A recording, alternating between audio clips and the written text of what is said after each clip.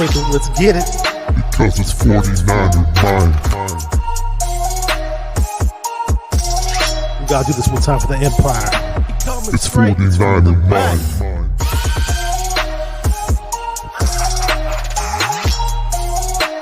It's 49er mind. We gotta get that brick by brick real quick. 49er mind. Yeah, Yo, we can't listen to them haters, man. 49er mind. We from the Bay. 49er mind. We them San Francisco 49ers. 49er mind. We got that red and gold blood inside us. 49er mind. What is up, everybody? Thank you for being patient. Ran into some issues with my guest. I had to help him out with something, and he was actually busy over at his job, but we got all that sorted out. I'm glad you guys are here. This is episode 2 of the 49er Minded podcast. Today I have a very special guest who goes by the name of Antonio Ortega. I call him Little Curry. You'll know why when you see him. I did put the link to his YouTube channel in the video description, and he's waiting patiently, so let's bring him on now. What's up, Antonio? How you doing, man? Yo, what's up, man? Can you hear me loud and clear? I hear you great. You sound good, man. All good, man. That's what I want to hear, sir. Yes, sir. So we got Amin the Dream in the chat saying, "What's up, Bashar?" Say what's up to him. Show him really good. What's up, Amin? How you doing? I hope things are going good with you. And we're gonna get going. So a lot of 49ers stuff going on recently. And just really quick before we get started with the 49ers stuff, I just want to tell a little about yourself. I know. Tell us who you are, and for those who don't know you, so how, where you live, who are you, what are you all about in terms of your 49er fandom? Man, I'm Antonio Ortega from the Bay, from Oakland. Love the Bay. We got all the best teams. We got people, from other states loving the 49ers. Feel me?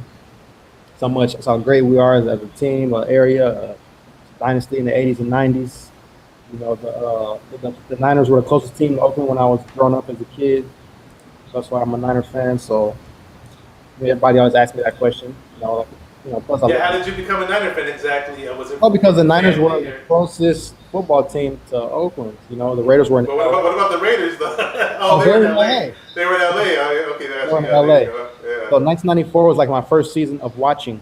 Mm-hmm. But did you have like a friend or family member that got you into be the Niners? Or? Nah, just me, man. Like I did that on my own.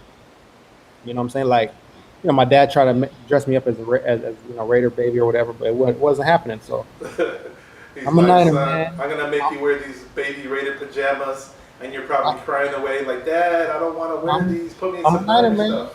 You feel me? I'm a Niner. Yeah. So hell yeah, that's why. Now, plus I'm a Warrior fan and A's fan, so yeah. Got tattoos of all of them. I got tattoos of all of them. Yeah. So you became a Niner fan the first year we won. Actually, when we won the Super Bowl with Steve Young, that was your first year. Yeah, Steve Young. Yeah, Steve Young, Jerry Rice. When Steve Young had 6 touchdown passes, Jerry Rice had 4 touchdown passes. But the first game of that season was against the LA Raiders. That's right, it was. I remember it well. Jerry Rice broke that record. Jerry Rice jumped over 3 dudes, broke the touchdown record. Ooh, that was a bad. Steve Young and Rice, man, they had a great connection that game. They made it look so easy, like they were playing against some junior college or something like that. Shout out to CJ Ruthless Sports in the chat. Says Antonio, my guy. What's up, bro? How you doing? What's up, man? How you doing, man? Yeah, that's cool. All day. We appreciate those who have waited patiently to come on. It was at 6:30. There was a lot of stuff that ran into my bro's computer over here. He's got a brand new computer, and for some weird reason, it wouldn't let him go do things, and all these things were blocked, and we had to do a lot of magic before we got on here. It was interesting, but hey, we're here, man. We're here. Nothing's gonna stop us, man. As 49ers, we fight to the end. No matter what kind of adversity we have, injuries, you name it.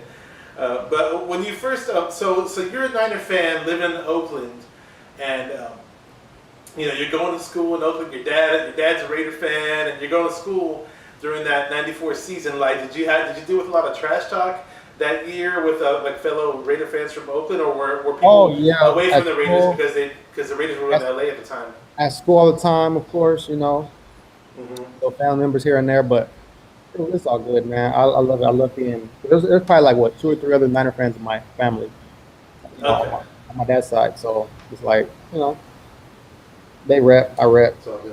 It's all good. So what was your first Must be rep experience family. at a 49? What was your first experience at a 49er game? Who took you there? What was that all about? Who did you play? Oh, my mom took me. It was Okay. 49ers against the Chiefs in 2000. It was Jerry Rice's last season as a Niner, so I was like, I got to go to a game. Well, I had my Rice jersey on, I had my headband, my red headband. You know what I'm saying? I have my curls sticking out. You know what I'm saying? Girls was all looking. So that's the story for the day. Those Hey, were the girls, right? yeah, exactly. But hey, at the end of the day, man, I missed that game. I got to see my favorite non-49er tight end ever, Tony Gonzalez. Oh yeah, Tony Gonzalez, man. He played for UC Berkeley. I remember him way back then. Cal Berkeley, man, former basketball player. I love Tony Gonzalez. He was on the basketball team too. I remember that. Yeah, Tony Good Gonzalez. basketball player. Yeah, and Gonzalez, even though he has 0 rings, and Gronk has what 4 or something like that. Yeah. Hella rings, and Shannon Sharp got 3, but I picked Tony Gonzalez over Shannon Sharp. He's a Hall of Fame tight end, man. Gronk You can't probably deny number what 1. he did on the Hey, field.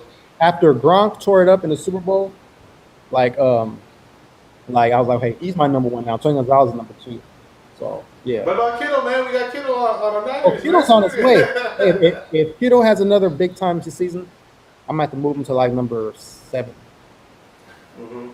Yeah, I'm gonna have to. Yeah, we got somebody in the Man, chat. Who was it? he has the most yards any tight end ever in their first 3 seasons. That's Bama. Gronk, right? Yeah, and then when he Oh, broke he's a that, beast. He's a beast. yeah, when he broke that single season record in 2018, I was at that Rams game when he did it. So that was so good.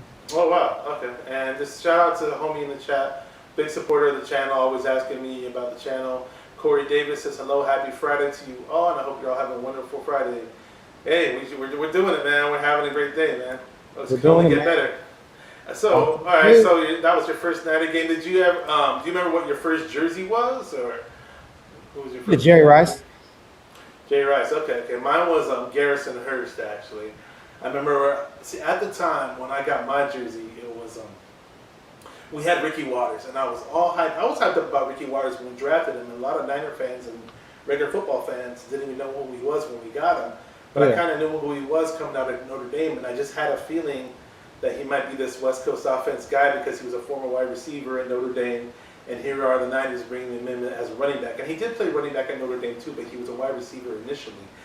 But I was just thinking that, he might be a good West Coast offense guy. And Ricky Waters steps right in, boom, gets 1,000 yards. He had like 120 yards his first game, I think, against the New York Giants. And I was a big Ricky Waters fan. I was so bummed out when Ricky Waters had left the 49ers via free agency to the Philadelphia Eagles after the Super Bowl that we just won with him. So there was this void at the running back position at the time.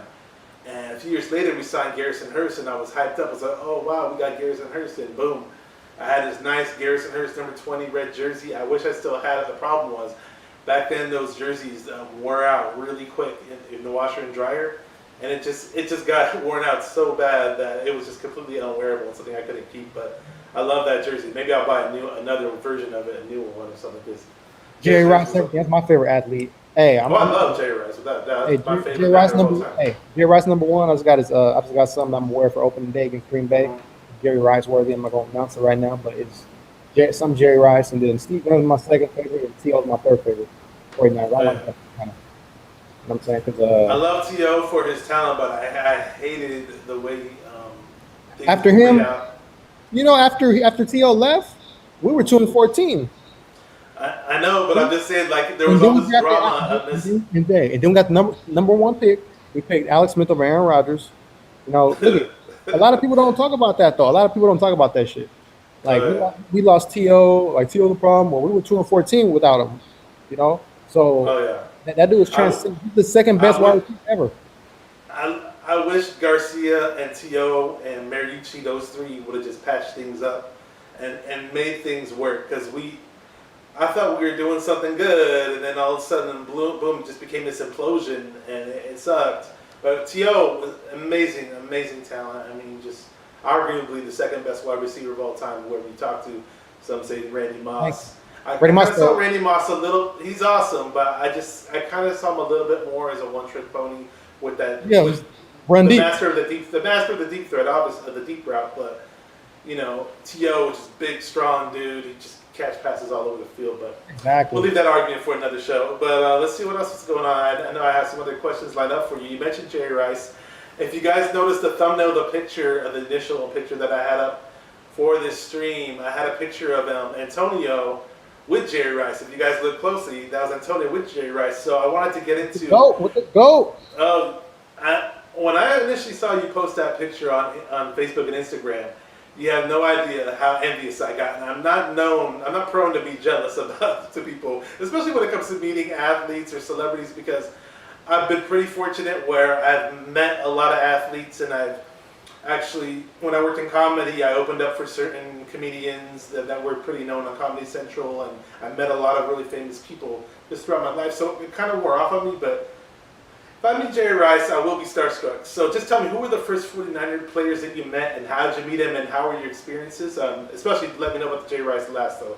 Bring that up. That's like the third time I met Jerry Rice. I met Steve Young. Third time. Oh, wow. Look, you meet him 3 times? Yeah, I shook his hand back. Right after he joined the Raiders, I shook his hand. Did you wash it afterwards? And I was so mad that he even joined the Raiders, man. But I mean, that's still my favorite guy. You had no idea how mad I was when he joined the Raiders. Nobody's catching him. See, Tom Brady caught Joe Montana, but nobody's catching Jerry Rice. Oh yeah. Yeah, Jerry Rice, that dude's the greatest. So when you met Rice the first time, where was it at? Planet Hollywood back in the day, and then I met him at Kmart in Oakland. Kmart, Jerry Rice over at Kmart, was it an autograph signing or was he shot? It was like an autograph signing. Yeah, back in Okay, I got you. Yeah. So it was all to the good. I met Rice, shook his hand, but yeah. But the other athletes, Brent Jones, that's the coolest dude ever, man. Brent Jones, nicest dude ever. I was like, hey, Brent Jones, yada yada. He was like, hey, guy, what's your name? And I told him my name and stuff. He's like real humble, He was with like 5 females on there.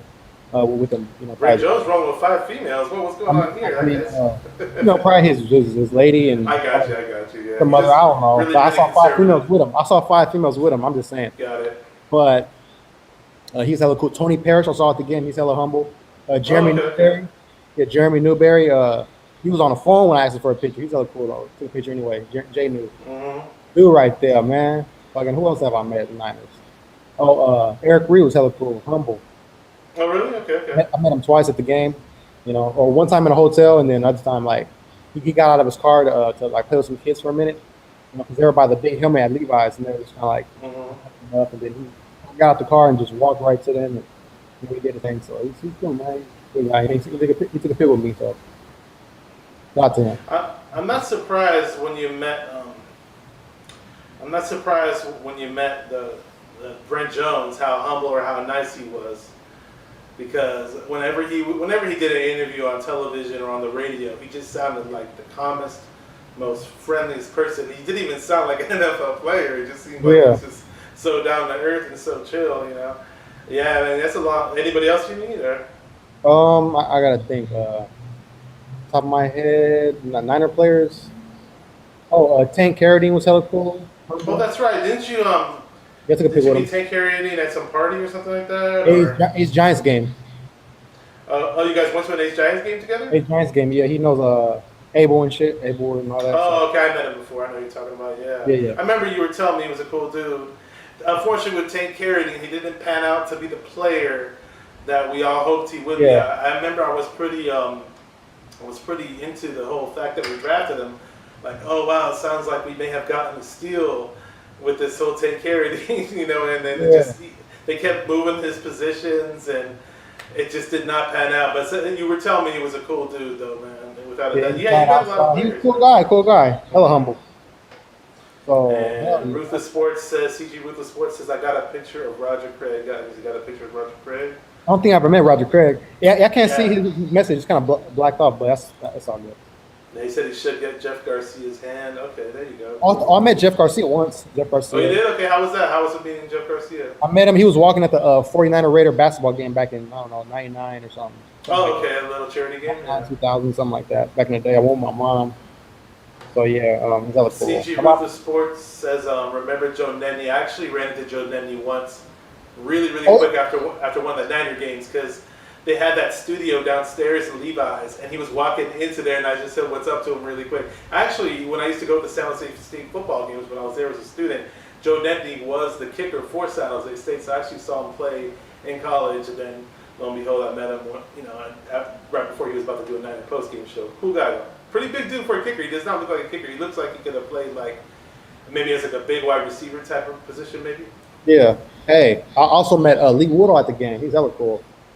Lee Woodall, I never met, but he's on my Facebook. I know he's really young. He did look like a Van der Holyfield. Everybody said that during his playing days. He's actually, I think he's a pastor or like a preacher right now. I have on my Facebook. He's very into his family and religion, so good for him, man. And let's see. Oh yeah. I met I met Kendall Hunter at the San Jose Mall one time.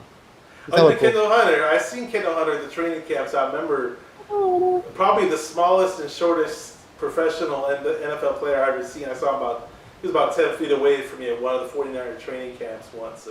But when we first got him, man, he was explosive. He was a really nice compliment to Frank Gore. And Corey Davis told me, I didn't say this in my last live stream, and I'm going to pop it on the screen now because he's reminding me to say it. He says, hello, everyone. Make sure you subscribe and like this video and share and comment on this video. Hey, I could have, you said it for me. Hey, subscribe to my channel too, y'all.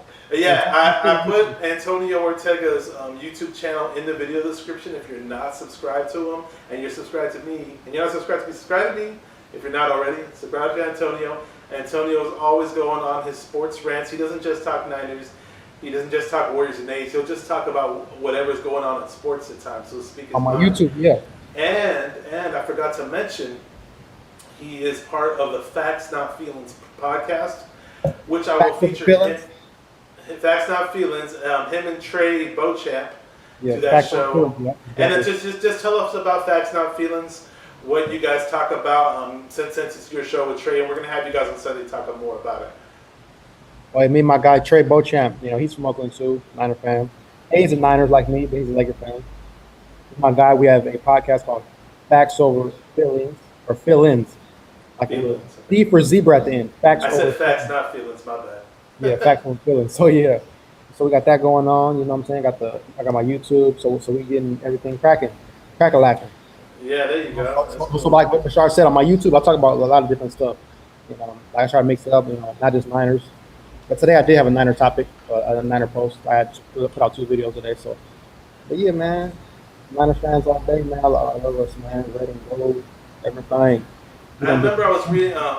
You were talking about Richard Sherman recently. You said you never met Richard Sherman, but you had a little story about meeting some people from his family or something. You were talking about on Facebook. Can you share that with the people on YouTube?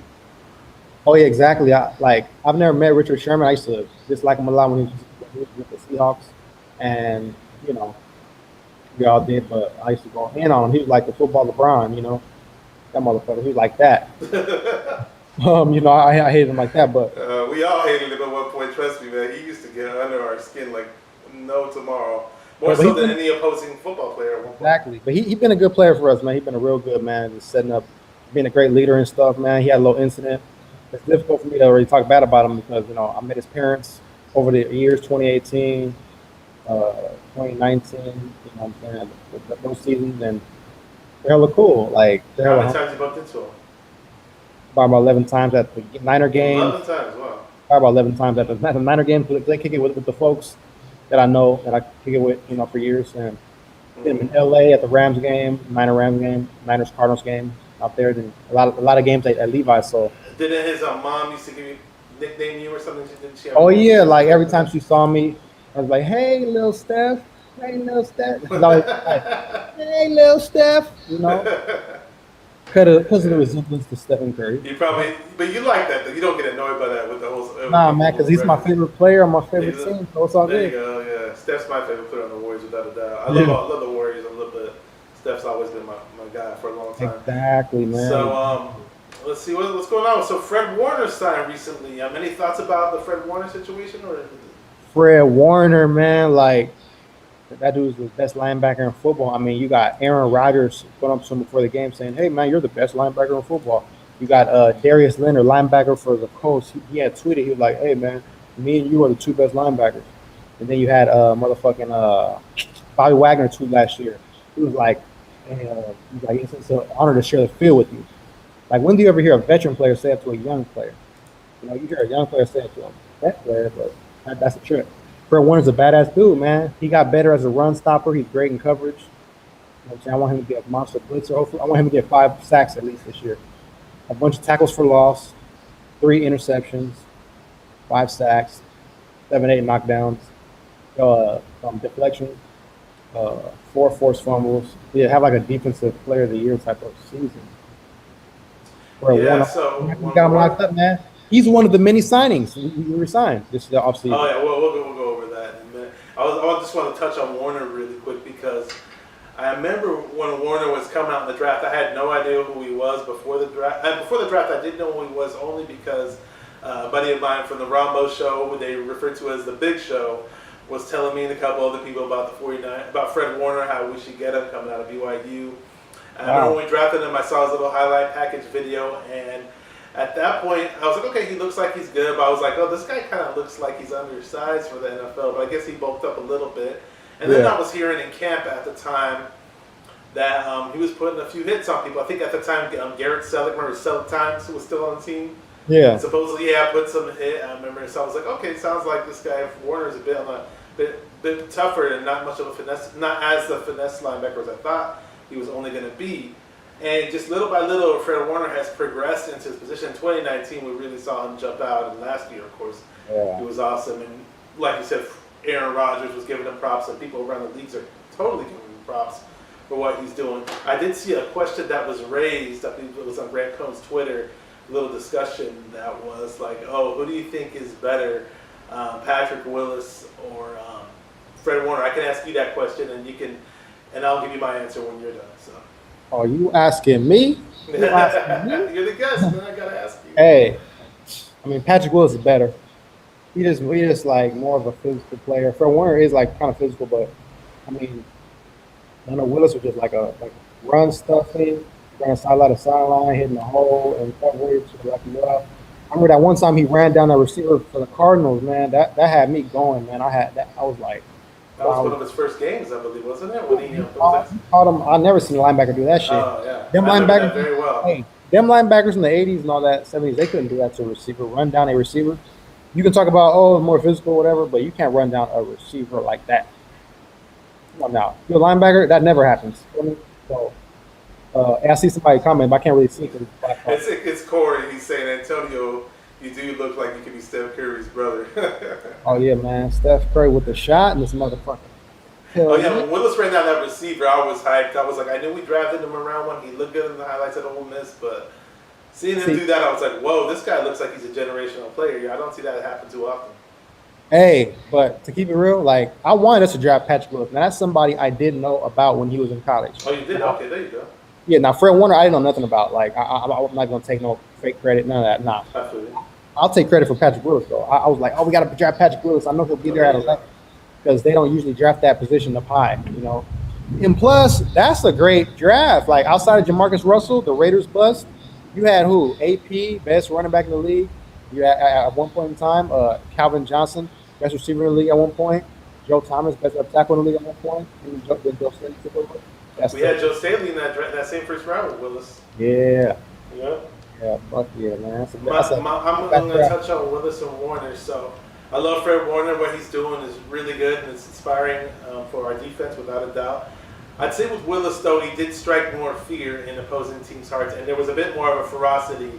You see those ferocious tackles and ferocious hits. Maybe eventually Warner can get there. There's a little bit more finesse on Warner's side.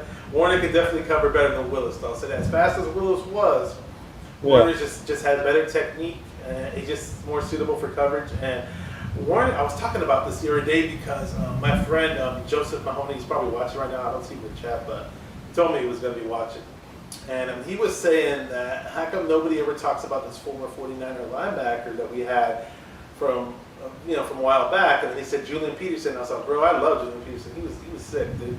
I hated it when he went to the Seahawks, but I was telling him, like, the way Peterson played, like, I remember he shut down Antonio Gonzalez in one game. Like, the way Peterson played, it was kind of reminiscent of how Fred Warner's playing right now. Almost a similar style. More so, it was almost like a better comparison from Fred Warner to Julian Peterson as it is to Fred Warner to Willis. Julian Peterson. Hey, Julian Peterson, man. I remember that playoff game against Shockey. knocking passes down, talking shit. He did push-ups. I love that shit. Julian Peterson. I was happy when we drafted him. Oh yeah, Julian Peterson was a lot of fun to watch. My only knock on him is that we went to the Seahawks, left us a free agency. Yeah. You know? It was during that period of time where people were leaving our team, and after the whole implosion when T.O. left, it was during all that when we had Andre Carter as our pass rusher, and things went sour. Yeah, but hey, I love the fact that we got Warner. Greenlaw's coming in the mix too. A lot of people are kind of overlooking Greenlaw because Warner's getting all this praise. I'm a little worried though when Greenlaw's contract comes up. I'm almost thinking like, oh, well, I hope we don't lose the guy. I don't know when his contract is up, but I do want him to be good, but I don't want. It's almost like it's a double-edged sword because we want our players to be really, really good, but then it's like, oh wait, but when it comes down to him, they might end up leaving. He's going to leave. Now, knock on wood, this preseason, like you mentioned earlier, man, with Parag, Morante, and Lynch, I'm sure Lynch is helping out with that, but Parag is just a master of working the cap, and we're able to, these guys, and aside from those guys, some way, somehow, guys like Verrett, who we thought were going to leave, a lot of these guys came back, and they're here back on the Niners, so, shout out to the front office for finding a way to keep these guys back on our team, man. That's really impressive. Exactly, man. Good front office work, man. Fred Warner, George Kittle were both found, after the second round, third and fifth round, respectively. D.J. Jones was sixth round. They get Greenlaw fifth round. Oh, yeah. Some guys, so I'm just saying pretty good. Ryan Mosley, training camp is coming up pretty soon. I want to hit on that. And I know you mentioned you were interested. Oh, you're going to be there. I was hearing something that the tickets are pretty much like sold out for training camp. Yeah, I'm going August 3rd. Okay. I'm going to flash this on the screen really quick before I talk about training camp. Greenlaw, CG Ruthless Sports says Greenlaw is eligible for a new contract next year. See, there you go. So the more I hear about things like this, I'm leaning towards Jimmy G not being on the team anymore because of his salary, and the more we see positive progression from Trey Lance, it's just, you got a cheaper starting quarterback, and we got to retain these dope players that we have. So, really quick, so I didn't want to really bring in Trey Lance just yet, but the third wide receiver battle, because I know you were interested in talking about that. What's your take on what's going to be happening in camp with the wide receiver battle, the third position? We already know what 1 and 2 are, obviously.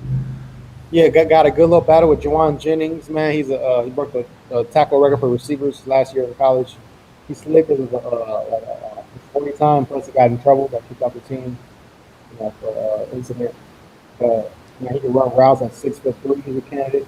Jalen Hurd, he was Peter King's Rookie of the Year favorite when he entered the league. When you see him at training camp, he was like, "Wow, this guy, he's my Rookie of the Year pick." That's how talented he is.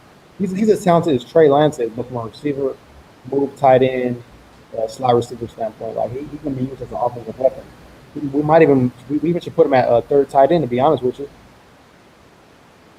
I've been talking about Jalen Hurd a lot. I try not to talk about him too much because I just want him to succeed, and I just don't want him to get hurt anymore. You know what I mean? So I try not to talk too much about Jalen Hurd, but I like the guy a lot. I like his potential.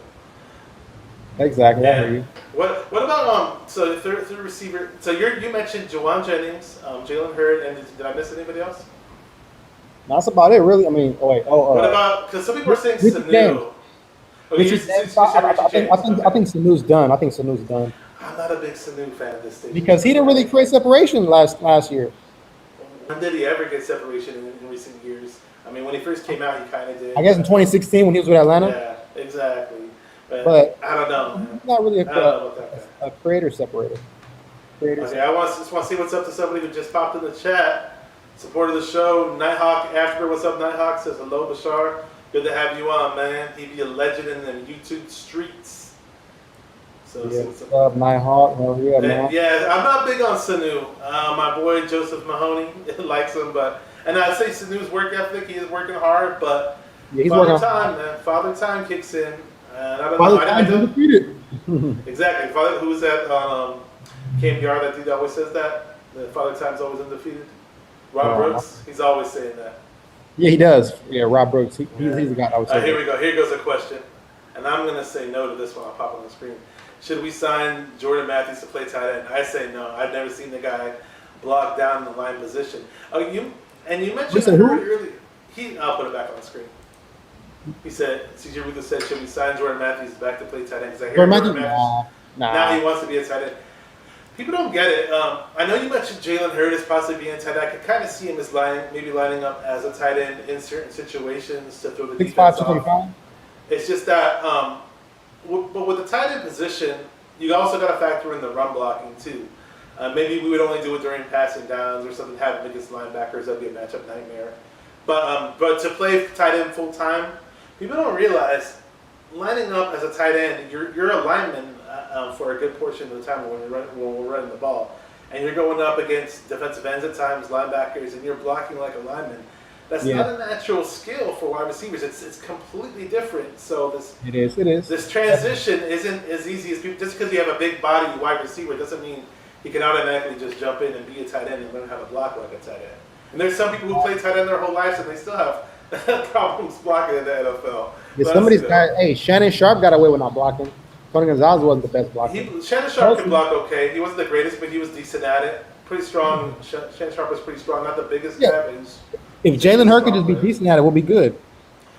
Yeah, it would definitely be a nice wrinkle. I wouldn't mind it as a wrinkle. I'm just with Hurd. I love his ability to separate, his ability to change directions, his agility. He can jump up to get the passes and everything. We all know what the biggest issue is. It's just, is he going to be on the field or not? So hopefully we finally get to see the guy on the field. And, this is good to hear. Here we go. Corey Davis says, Antonio, I just subscribed and hit the bell. Thank you, sir. Much love to you. Appreciate that to the utmost. Yeah, there you go. And hitting the bell is very important because sometimes live streams may come up unannounced or the times may change. Life happens, so it gets in the way, and it did get in its way today. I'm going to do this really quick. Here you go. Yeah, so what else is going on? So we got the third wide receiver thing knocked out. I'm going to add to it really quick. Richie James, I cannot stand as a kick returner, but I wouldn't have had a problem with him had we just utilized him as more of a third wide receiver.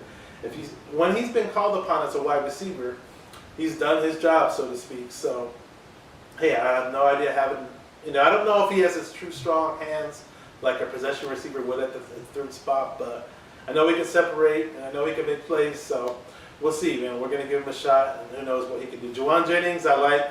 Big body wide receiver, kind of like an Anquan Bolden. Not as agile. With Jalen Hurd, you got the size, agility, speed, you got it all. Not the athlete that Jalen Hurd is, but he's a tough guy, and he made some great catches in his college careers. And they said Juwan Jennings got in really good shape this offseason, and he's more cut up, and he looked really good in the mini camps and OTA. So I'm really curious. As much as I love Jalen Hurd, I want to see what Juwan Jennings, another former Tennessee standout, can do as well. So, hey, the more the merrier is how I look at it. We recently did pick up a wide receiver, which is interesting because a good friend of mine named Fiston, you met him at the games, the African dude that I hang out with all the time at the games. Remember, we'd bump into him. You'd bump into him whenever I bumped into him at tailgates. Yeah, I saw that. Yeah. I'd be like, remember my boy Fiston? You'd be like, oh yeah, the black guy. Okay, so his cousin is actually Simba Webster. Simba Webster, we just signed as a wide receiver. He's also, he was on the Los Angeles Rams. He was a Rams kick returner, wide receiver on the Rams. He's from Eastern Washington.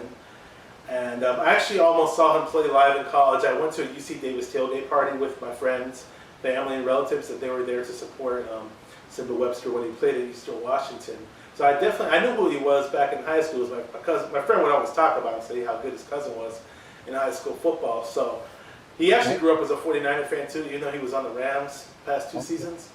I'm looking to see what he can do. He's got some good explosion. He's a really good kick returner. Who knows? He might help compete for the wide receiver start. He's got to compete against guys like Richie James and Travis Benjamin. So we'll see. It's just another name to add to the mix. And let's see what's going on. Okay, let's see. I'm going to pop up what CG Ruthless has to say. He says, CG Ruthless Sports, I subscribe. You, Antonio, check out my content. I can get you on my stream in the near future. Okay. Yeah, definitely subscribe to CG Ruthless Sports. He's always bringing on different guests. I'll definitely be subscribing to you in a few after this goes over. Hell yeah, I'm down with that. Yeah, let's do that. Let's do the damn thing. There I'm you ready. go. I'm Yeah, ready. he's Ready. got a lot of subscribers, CJ with the sports. He started from nothing, and boom, he's got all kinds of subscribers. And he's gonna pop up this message really quick right here. The Niner you love to hate 510. I think this is my boy Easy. From Hey, now I can see Screen. all the What's messages up? now. Hey, now I can Oh, see you all can the see him now. You click on comments. When I first did my initial live stream, I didn't know about this comment section on because we're on StreamYard right now. I didn't know about pulling this up. So halfway through the stream, I found it. Last time I did my first stream. I think this is my boy Easy though. It says a 9 you love to hate 510. I'm pretty sure that's Easy. What's up, Easy? He said Jordan Reed can't block. And Jordan Reed's not known for blocking. And it's unfortunate because when the whole Jordan Reed thing in general is unfortunate because when we had him, we were so excited about how he was making all these great catches, scoring touchdowns with us. But for whatever Jordan reason, Reed, he got super talent. He got a lot of talent too. He got concussion issues. So injury prone, and to the point where he had to retire. And it's sad because we were all excited to see what it would look like if George Kittle and Jordan Reed were on the field at the same time. Like, wow, that would have been a crazy matchup nightmare. Exactly.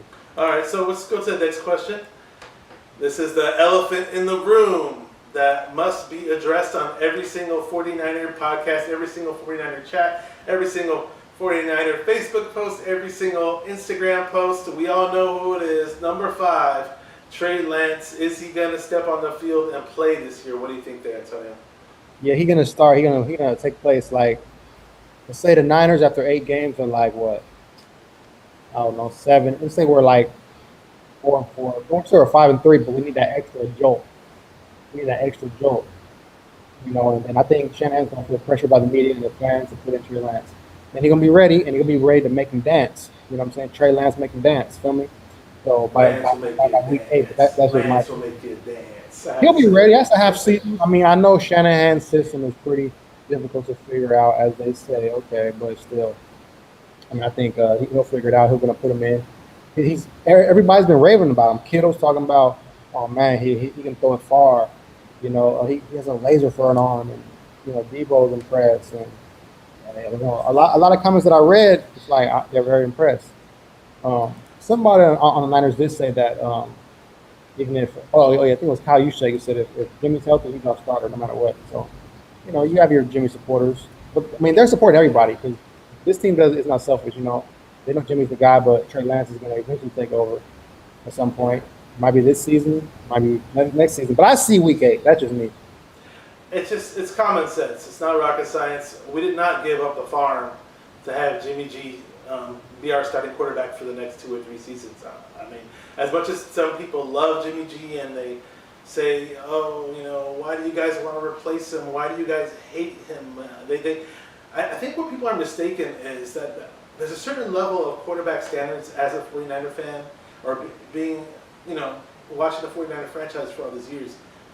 When I started off, hey, Montana was the quarterback. After that, Steve Young took over, Jeff Garcia, Kaepernick had a little run, And, Jimmy G did take us to the Super Bowl. Now, the hype about Jimmy G was we picked him up when, who was our quarterback? That one guy, Hoyer the Destroyer, Hoyer the Team Destroyer, Brian Hoyer. So, I mean, if you have garbage and you have trash, and then you get, Jimmy G, who's decent, good player. Yeah. And back in 2017, Jimmy looked a whole lot better, in my opinion, than he ever did in any of his other years of playing as a Niner. And I think had Jimmy G still kept that 2017 style of play, we wouldn't be having this conversation where we had. Exactly. Remember the last 5 games? He was 5-0? Yeah. I mean, well, he extended plays back then. He didn't seem like he got flustered or scared back then. It just seems like now when teams stack the box on him, his only resort is a 5-yard pass or 10-yard pass or spin around like a ballerina and get sacked.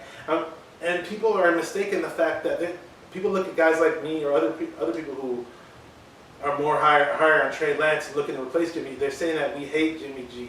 Or I've never seen a fan base hate their own player so hard. It's not personal.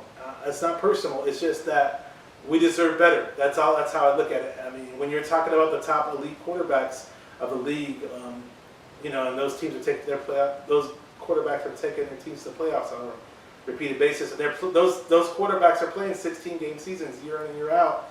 That's not what we have in Jimmy. Jimmy was fortunate to have awesome run game, awesome defense, and him being hurt on on a regular basis just does not help his cause, and it's. Hey, I know you're not I really a don't- gym guy. but the thing is, it doesn't come from hate though. You know, Yeah, I know. Yeah, Jimmy. You know what? I'll say this. I was very, very supportive of Jimmy for a long, long time.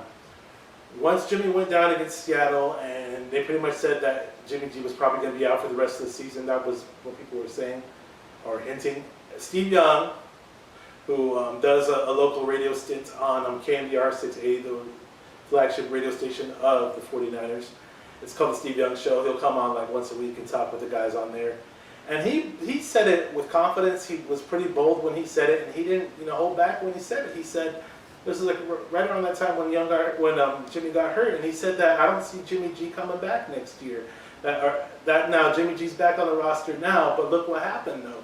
We traded out all those picks. We moved up to number 3 pick, and we have this guy waiting in the wings named Trey Lance. I mean, the writing's been on the wall. And what I'm trying to say is, once Steve Young said that, our legendary Hall of Fame quarterback, one of them, there's obviously Joe Montana, but when Steve Young said that, I opened my eyes up like, okay, look, this is a reality check. We as 49er fans kind of have to put it in our head and set ourselves up to learn how to walk away from Jimmy G at this point. Now, if he's our quarterback for now, if he's taking steps under center and starting in real games, fine. We want our team to win. We want whoever's on the field wearing our 49er jersey to do well. But it's just obvious that we're going to be going in a different direction. That's all. And that's not hate. So you can call me a hater all you want. Yeah. I'm not. Hey, I'm a nice guy. I'm not out here to hate people. So if you want to touch on that, go ahead. Or anything else. Hell yeah, man. Jimmy G, I remember that game in New Orleans. He was firing on all cylinders, man. We had like a 21-10. We're losing 21-10, something like that. And man, Jimmy G put back, hit man sandwich with a bomb. And he was slicing and dicing on that 4th and 2 when he threw to Kittle. Oh man, Kittle stiff arm. He was carrying the fucking Saints dudes. George Kittle with a stiff arm. George Kittle rumbling. Woo, that was so fucking dope. I love that shit, man. I mean, getting chills. Yeah, George Kittle pulled a Mark Bavaro. I hate the New York Giants, but Mark Bavaro was a pretty badass tight end of the New York Giants, and he had some crazy runs where he just carried people and dragged them. And George Kittle's got that in him, and I love it. I love that about Kittle. Back to the tight end thing, that since you brought up Kittle, somebody, CG Ruthless mentioned something, and I kind of agree with him. He said Juice should be used as a tight end in pass plays. He can catch, and I hate how he isn't used so much. I hate it too. We paid Juice all this money. We just gave him a new contract. Juice, unique. Why not utilize him as that second tight end? He has the talent. He's got the hands. He's not the ideal size for a tight end, but he could definitely step in and play a little bit of that role. He's about 240. He's tough. He's tough. He can make the tough catches. He's hard to bring down. Why not open him up more so in the passing game and pair him along with Kittle? I would totally welcome that. Who knows? Maybe we finally see more of that this coming season. Like a little move tight end. Yeah, exactly. All right. So if there's any 49er questions in the chat anymore, we can go to one or two of them. But I do want to jump to something else. Otherwise, we'll jump to our Warrior talk, because I did announce that the Warriors are going to be part of the show tonight, and doesn't look like there's too many Niner questions. I think we covered everything, so we're going to switch gears and talk about the Warriors. All right, so anything you want to touch on? Okay, anything you want to touch on as far as we're going to talk about the draft, but anything you want to touch on as far as the way this season ended and what you think we're going to be like in the future? I hate the way it ended. The stupid playing tournament, man. We lost 2 games and shit, man. I wish we didn't have the playing tournament, but we do. So, because we would have really been in the playoffs. We would have been the 8th seed. We would have faced probably Utah. I think we would have beat Utah. That's just me. We would have beat Utah. We just didn't fear them. Donovan Mitchell's good. We can bottle him up. If, we would have guys for him. We would have a combination of motherfucking Juan Texano. Juan Toscano Anderson.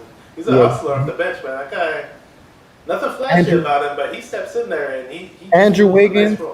I think Bazemore can mess with him a little bit, yeah. Kai Oubre, if he would have came back. We got some bodies to throw out. It was unfortunate that we had some injuries down the stretch. I'll be honest with you. Way before the playoffs started, that playing tournament started, once James Wiseman went down, like it was like somebody just grabbed my heart and just threw it to the ground or something. I loved watching James Wiseman this past season. and I was furious. I don't know. I had this issue with Curry. I don't know where you stand with Curry, but I was furious that Curry was not giving Wiseman 20 minutes per game on average. And there were times where his minutes were so limited. I was going back and forth and arguing with Warrior fans on social media about this, and some of them were a lot of them were telling me they didn't think Wiseman was ready. Now I don't think he's perfect, but I think he brings a lot of elements to the center position that we haven't seen before on this Warrior team. And I was really excited that we got such a talent. I see him if Wiseman ever hits his ceiling, I see him as a pseudo David Robinson type player. I really do. He looks like he has that type of skill set. Now whether it potentializes, we don't know, but I know what Wiseman puts in the work, and hopefully he's going to be healthy enough. It was unfortunate he had a bad injury. I was really, really furious when he went down and got injured, and I really had it in for Steve Kerr this past season because he limited his minutes. And even though I do appreciate what Kerr did for us as a Warriors coach for our championships, I don't know. I kind of had it out for Steve Kerr. I didn't like the way he treated Wiseman. What was your take on Wiseman, his rookie campaign? He showed signs of being great, man. Like he like against that Bucks on Christmas Day, he was cashing. He was like cutting. He was posting up. He was doing a lot of stuff, man. Like he had like a pretty jump shot, pretty good free throw shooter. You know, like he's a bad man. Like he got a lot of talent. Like I think he can be like a Chris Bosh, more athletic version. Chris Bosh right here. He's a bad motherfucker. But we might need to trade him for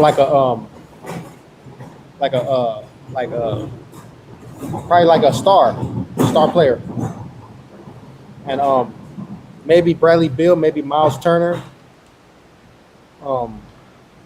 Supposedly Stephen Clay and Draymond went to the front office and said, "Hey, we want like a star player and shit." So supposedly, I was reading that too. I was reading supposedly they wanted Beal, but I'll be really mad if we trade Wiseman. I'll just be. Yeah, I don't really want to trade him. I don't want. You said trade him. Oh man, I don't want to see Wiseman. I mean, that's the rumors I'm hearing. I wouldn't do it though. Yeah. I don't see. The thing is, it's like when they mention Beal, it's like I almost feel like you got too many guys that all do the same thing. And there's only one basketball, I don't know. He's a great talent. If Kerr can draw it up and find a way to scheme it and make it work, sure, fine. I'm more than welcome that. But don't trade Wiseman is how I look at it. Yeah, you need that centerpiece, and he's a center, obviously, no pun intended. Yeah, so that's gonna be interesting. What I wanted to bring you on is you're the Warrior expert. I'll be honest, because you gave me some names of Warrior players to look out for the draft. I had a few of them pulled up on the site, but I haven't actually watched these guys. You watched. We have 2 draft picks, the number 7 pick and the 14th pick overall. Like, if you're the GM, who would you get at those 2 picks, assuming we don't trade away for some star player? At number 7, I want James Bouknight out of Connecticut, 6'5". There's no questions about his outside jump shot, but I think it's gonna get better. He has a pretty form. He has a great feel for the game. Great ball handling skills. Great short area quickness. His step back game is great. It's not as great as Harden, but it's near there for me. How do you say his name again? James Bouknight. Okay, I see him right here on the NBA Draft Net.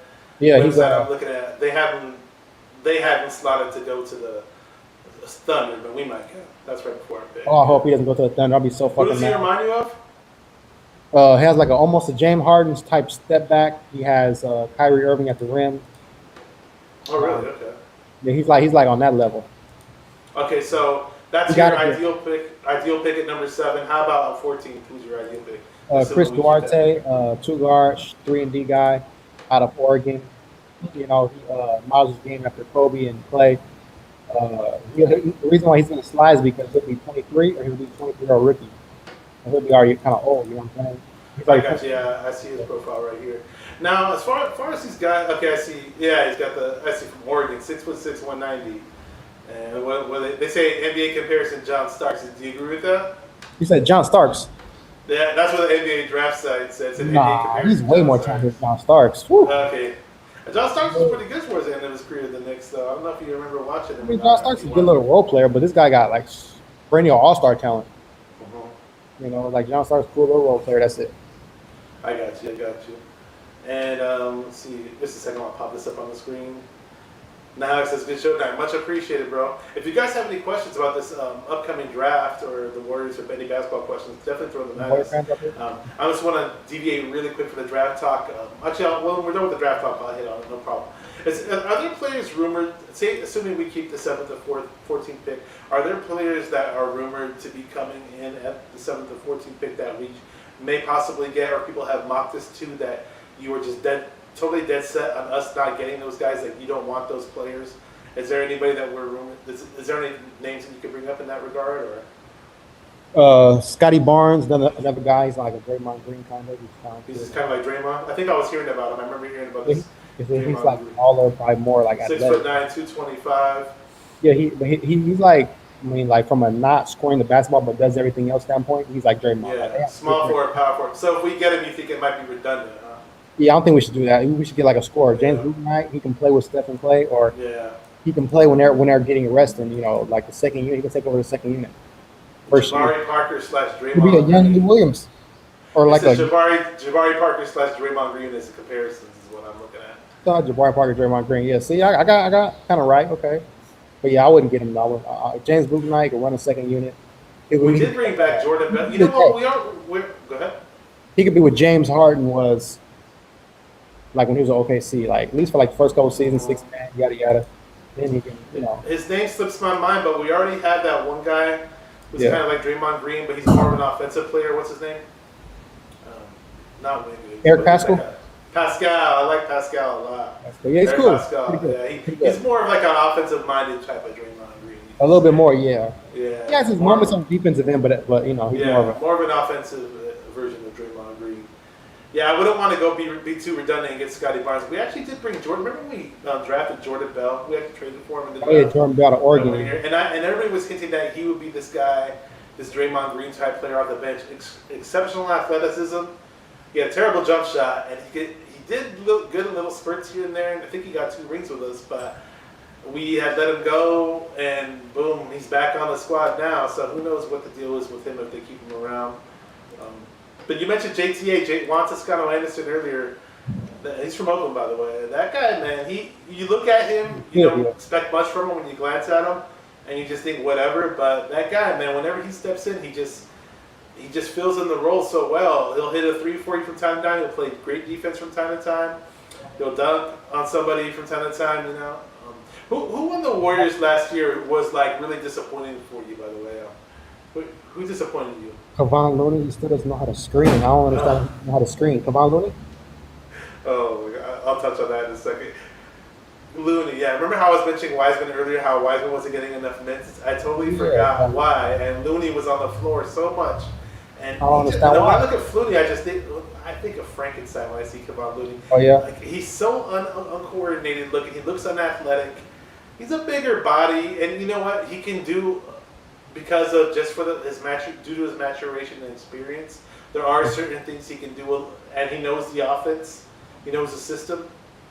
He has those advantages over Wiseman. But other than that, just based on talent alone, I am so irritated. I wish we had a healthy Festus Ezeli. I wish Ezeli would have been healthy and had stuck with us throughout the rest of his career, and I thought he would be like the perfect backup center for Wiseman. And I know Ezeli did make a comeback, and he was on the G League for the Knicks, I think. Yeah. I thought he was going to come back to the Warriors. He was talking about his comeback, and I was hoping to see him, but who knows what we're going to do with the center position. I would hope we walk away from Looney one day and get a real backup center. Maybe in I don't like him. He's 6'9". Like, he can't really cover no more like he once did. And he's always pump faking at the rim like he's Scottie Pippen against the Knicks in the early 90s. Pump faking thinking, he plays like he's Charles Smith thinking Scottie Pippen's going to block the shot. Keep pump faking. Comes under the rim. Charles Smith is like freaking Shaquille O'Neal compared to Kevon Looney, man. Kevon Looney, like Curry will drive to the basket, and Kevon Looney is supposed to catch a pass and dunk it, and he drops the ball and it goes out of bounds, or he travels. He'll always do something uncoordinated. It's like a Donald Foyle all over again. It's exactly. Yeah. So that's it. One thing I am looking forward to this upcoming season. You know, Wiseman obviously is coming back. Klay Thompson. What's your take on Klay Thompson's return? Klay Thompson, he can move without the ball. He's a bad motherfucker. Man, he's gonna be return back to his all-star form, and he's the third best shooter ever. That's why I got him ranked. Klay Thompson. We miss Clay Thompson a lot. I mean, we brought in Kelly Oubre. It's unfortunate we had to give him a first rounder for him, but hey, at the end of the day, we had 2 first rounders this year anyway, so it almost didn't matter. But yeah, Clay Thompson, man, what a great player. He's just like this quiet ass dude, just totally quiet and reserved. If you just see him talk, you wouldn't think he's an NBA player, but when he's on the court, it's a totally different story. He defends. He just can take it to the hoop. You know, he can obviously hit the threes almost as good as Curry does. And some nights, just Clay just puts up crazy points, and we totally missed having him around. It would be so awesome to have Clay back. And it was unfortunate that we had brought in Oubre. And Oubre, as great as athletic as he is, and it's fun to watch him dunk, the most irritating thing about Kelly Oubre on my end, and I wanted this guy to do good. I like the guy, but it was so irritating him seeing him wide open, nobody covering him at three-point land, and just bricking and missing the wide open threes. Yeah, man. Harrison brick shooting Barnes. Harrison can't hit the side of a Barnes if you renamed him. You know. I was talking about Kelly Oubre. Oh yeah. Oh, Kelly Oubre kind of shoots like Harrison Barnes did in 2016. Yeah. When we had Barnes in the finals that one year, he was pretty bad. Yeah, remember 26? That's what Oubre was. That's what I meant. But like Oubre is kind of like but he did get better as a shooter later in the season. When the season went on, but he's more of a driver. He did play good defense, but he's kind of a ball stopper. You know, he's kind of a ball stopper. So okay, so back to the draft. So what's your ideal thing? Do you want to hold on to the picks, or do you want to trade for a star player? I want to hold on to the picks. That's where I'm at too. I'm almost thinking that we trade our picks away and go for whatever veteran. For whatever reason, it will just fizzle out and it won't be what we expected. I don't know. The too many chefs in the kitchen thing kind of comes to mind. For me, you know, I wouldn't mind if it just went best player available at those 2 picks and just built it up for the future, boosted the future even more. And we still have Clay, Steph, and Draymond and a pretty decent bench, and we still have Wiggins around, and Wiseman. Wiseman could be a future star in the league. You never know; he can finally break out of his shell. So exactly, yeah, I'm okay with holding on to the picks unless they put up some crazy blockbuster trade. Really quick, what was your take on the Milwaukee Bucks winning the finals? Sorry, it's a little dark in here. Oh man, I was so happy Milwaukee Bucks. Shout out to them. They beat that punk Chris Paul. You fraud. You always hating on Curry and stuff. The chance you get your karma. The Phoenix Suns were only there anyway because what? Because all these injuries the other teams had. Anthony Davis, first round, second round, Jamal Murray, third round, Kawhi Leonard, last Serge Ibaka. You know, so they got lucky to even be in the finals. So I'm happy the Bucks won because Giannis has been my favorite non-Warrior player in the NBA in 2017. So, you know, shout out to Giannis, the Greek freak. I actually lived in Greece. Hey, look, let me do an impression. The Greek freak. I'm from Greece. I'm an NBA champion. Kiss my ass. I actually lived in Greece before I came to America at one point for a really? year and a half. My mom, I never learned the language. I was too little to go. It was before I even went to preschool. So my mom and dad learned the language at one point. They kind of spoke it. So I was showing them, hey, look at this guy Giannis. He speaks Greek or whatever on the Milwaukee. But I'm really happy for the guy. Amazing player. His defensive just play in the finals, especially that last game, was just off the hook.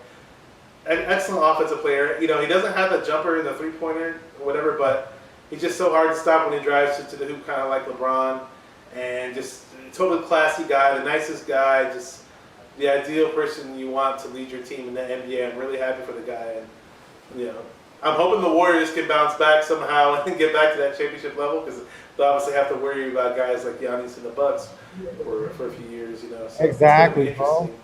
And is there anything else you want to touch on? Because we're almost hitting the hour mark. Anything else you want to touch on before we go, or? Not really, man. Shout out to everybody, you know, for tuning in.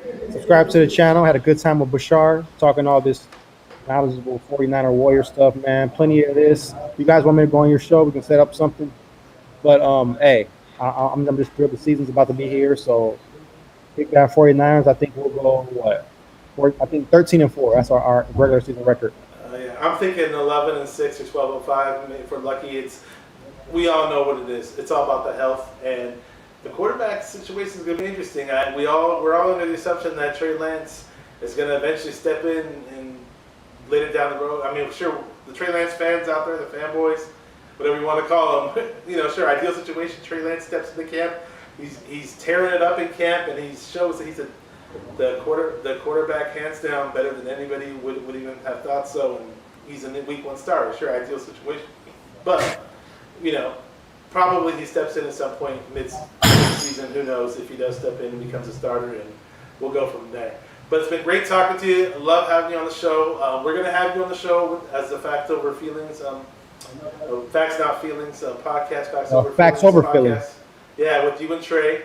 That's going to be a lot of fun. I believe we're going to do it on Sunday, unless something changes. But we appreciate everybody in the chat contributing, and keep repping those 49ers. Stay 49er minded. Peace, everybody. It was a great show. Good night. Good night.